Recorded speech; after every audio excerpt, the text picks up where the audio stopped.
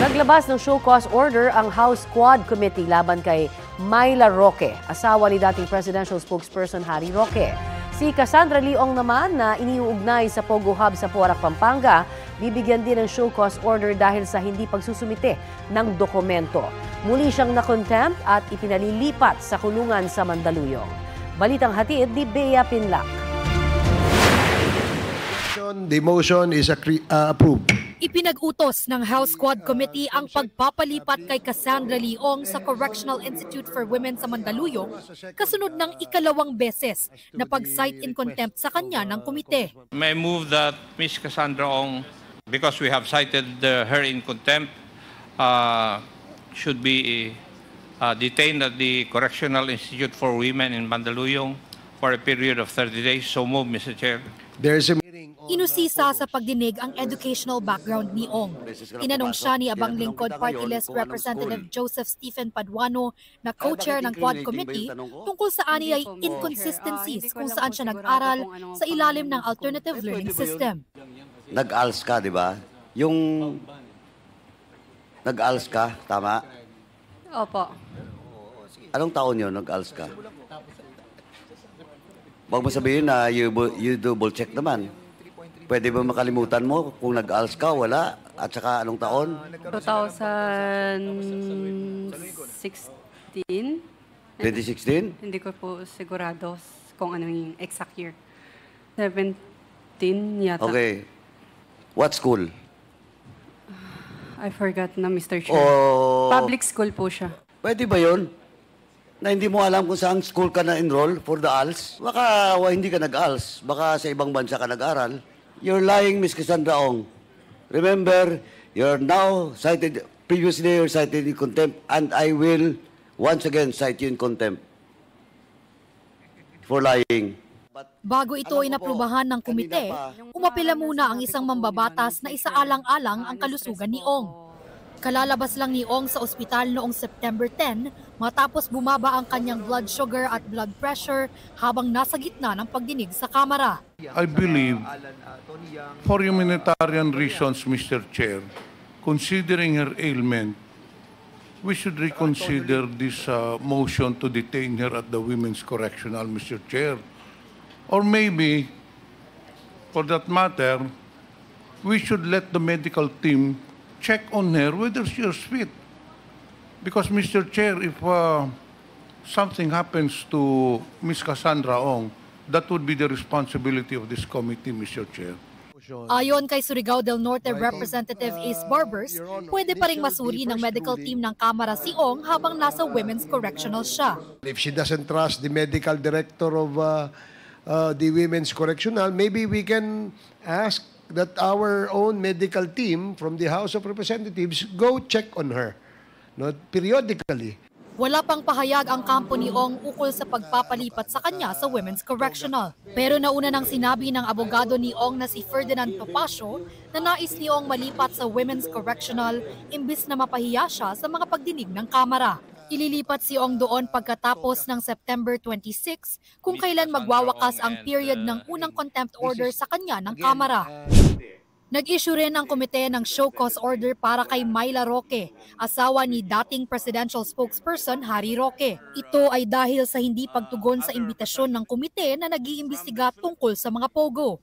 Pinagpapaliwanag si Myla kung bakit nasa dating partly owned na bahay nila sa Benguet ang utak ng isang malaking sindikato na pugante sa China. Since Myla Roque has been invited in the previous hearing and the documents being requested or ordered to Mr. Harry Roque with regards to the medical certificate of Ms.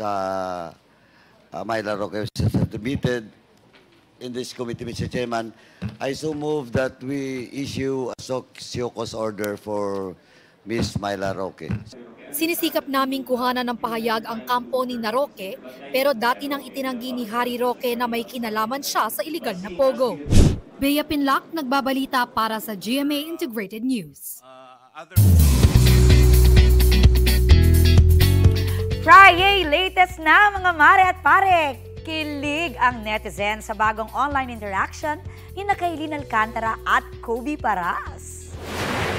Via Instagram story, nag-post si Kylie ng picture ni Kobe with caption na HBD at white heart emoji.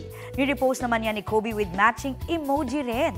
Ganyan na ganyan din ang style ng birthday greeting ni Kobe para kay Kylie noong September 3. Hindi pa kinumpirma ng dalawa ang real score nila. Pero inamin ni Kylie sa Fast Talk with Boy Abunda na pinapasaya siya ni Kobe. Yellow rainfall warning sa Zambales. Inaalerto ng Pag-asa ang mga residente mula sa banta ng baha. Tatagal po ang yellow rainfall warning hanggang alas 2 ng hapon. Ayon sa Pag-asa, dahil po yan sa habagat.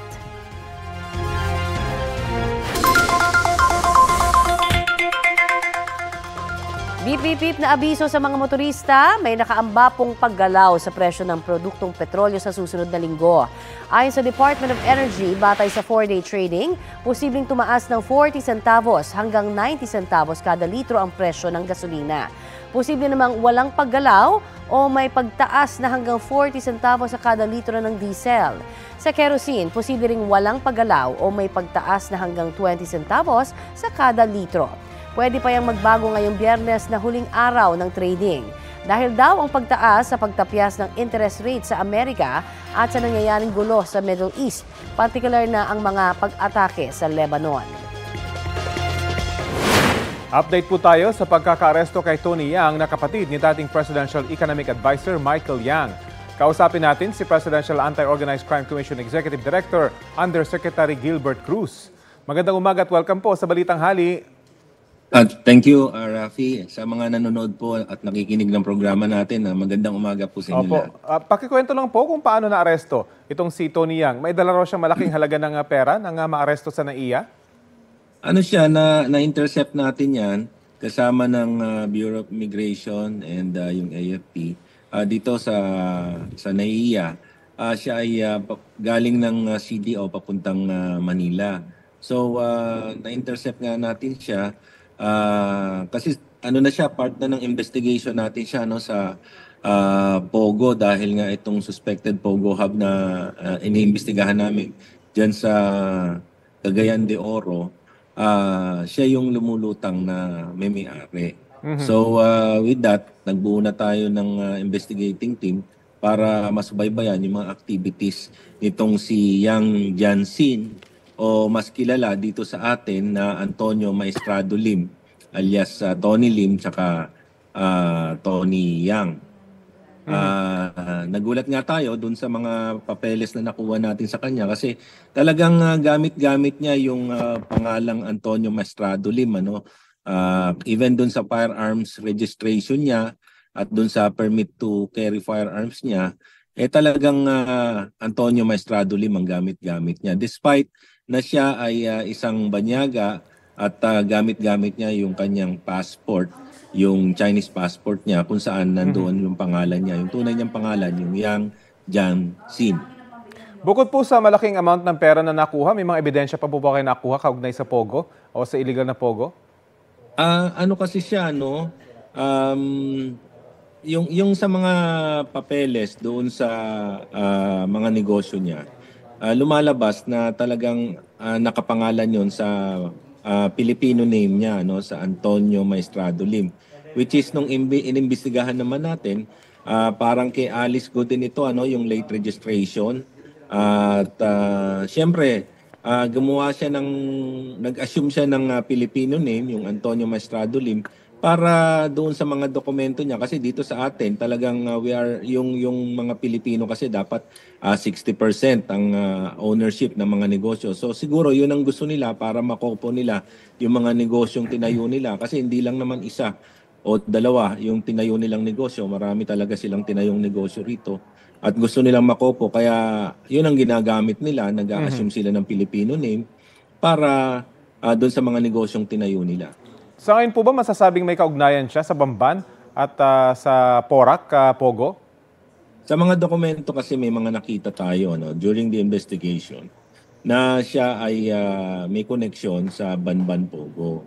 At doon sa mga previous hearings na ginawa ng ating Senado at even yung hearing ngayon sa Quad Committee na pinangunahan ni Congressman Ace Barbers at ni Congressman Dan Fernandez, lumulutang na yung pangalan niya, yung pangalang Antonio Maestrado Lim. Kaya lang, hindi talaga namin noong una, hindi namin ma-connect kung siya nga talaga yung kapatid. So sa ginawa nating investigasyon, lumalabas talaga na ang totoo niyang pangalan is Xiang Jian Lim, alias Tony Yang, na matandang kapatid ni Michael Yang, na lumulutang ito sa investigasyon na ginagawa ng Senado doon sa Parmali, yung investigasyon noon, at yung sa mga drug investigation na ginawa ng Congress.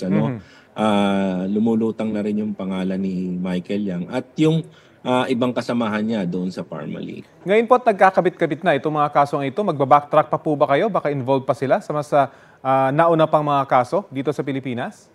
Oo, sa ngayon kasi ang ikakaso natin sa kanya yung nag-misrepresent kasi siya na siya ay isang Pilipino. So violation 'yan sa immigration code natin. Yung mag-misrepresent ka as a Pilipino, automatic undesirable alien ka. Tapos bukod pa doon sa mga dokumentong nakita natin, merong violations nung yung securities regulatory code natin, at yung of course yung paggamit niya ng alias, bawal 'yon sa SEC regulation natin, bawal 'yan.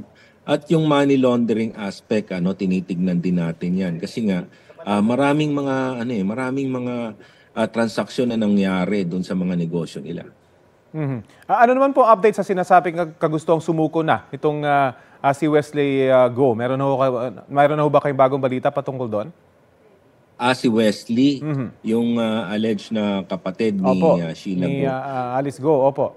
May mga impormasyon pero siyempre hanggang hindi naman natin siya nakakaharap at hanggang hindi natin siya nakakausap o kung sino man yung kanyang ginagamit na filler o representative, then hindi pa tayo naniniwala sa mga ganong balita.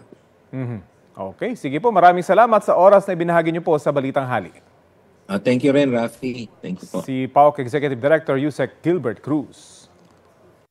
Arestado ang isang pulis matapos mag-amok sa isang burol sa Alabel, Sarangani.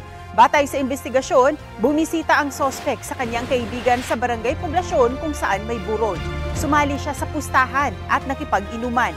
Ilang sandali lang daw ay nakipagtalo na siya sa kanyang mga kasamahan at bumunot ng baril. Umalis din naman ang sospek pero bumalik kalaunan. Doon na nag-report sa mga otoridad ang mga kaanak ng namatayan. Sinusubukan pang tumakas ng sospek pero nahuli rin. Binawi na rin ang service firearm niya. Tumangging magbigay ng pahayag ang sospek na mahaharap sa reklamong unjust fixation.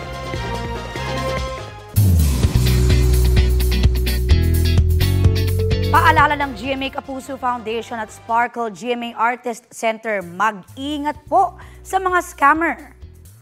May mga nagpapanggap kasi bilang taga-Kapuso o Sparkle para humingi ng donasyon. Hindi po humihingi ang Kapuso Foundation ng mga donasyon sa text messages o chat, kundi sa pamamagitan lang ng mga social media account at website ng GMA Kapuso Foundation, maging sa Kapusong Totoo sa 24 oras. Nagpaalala rin ng Sparkle na huwag basta-basta maniniwala sa mga nagpapanggap na kanilang empleyado o opisyal na layong manloko at humingi ng pera. Hindi raw kailanman direktang manghihingi ng pera ang Sparkle. Huwag na raw pansinin at magbigay ng anumang impormasyon sa mga taong ito. Inspeksyon ng DTI at Quezon City LGU ang ilang pamilihan kung nasusunod ba ang umiiral na price freeze. May ulat on the spot si Von Aquino. Von? Connie, hindi pa napapanahon ang pagtaas o adjustment sa SRP ng ilang bilihin. Ito ang sinabi ni DTI Secretary Cristina Roque nang tanungin siya kaugnay sa mga hiling na SRP adjustments ng ilang manufacturers. Sakop ng SRP ang mga basic necessities at prime commodities tulad ng bigas, pandesal, sardinas, sabon, noodles, bottled water at iba pa.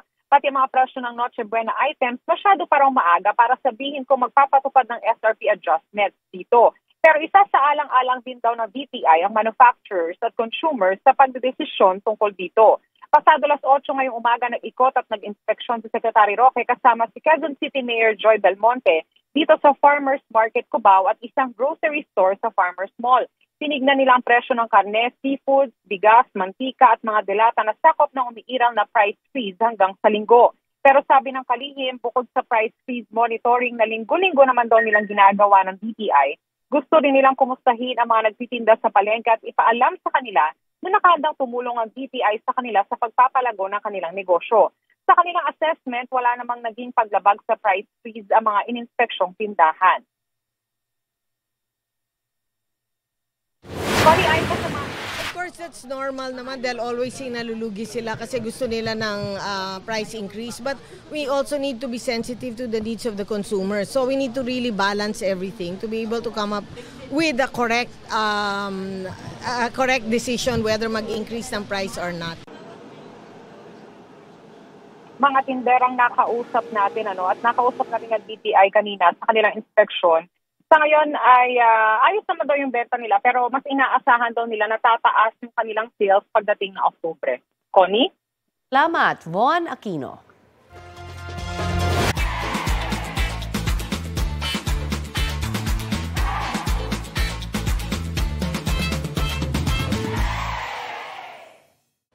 Kapuso, para sa mga maiinit na balita, mag-subscribe sa GMA Integrated News sa YouTube. Sa mga kapuso naman abroad, subaybayan nyo kami sa GMA Pinoy TV at sa www.gmanews.tv.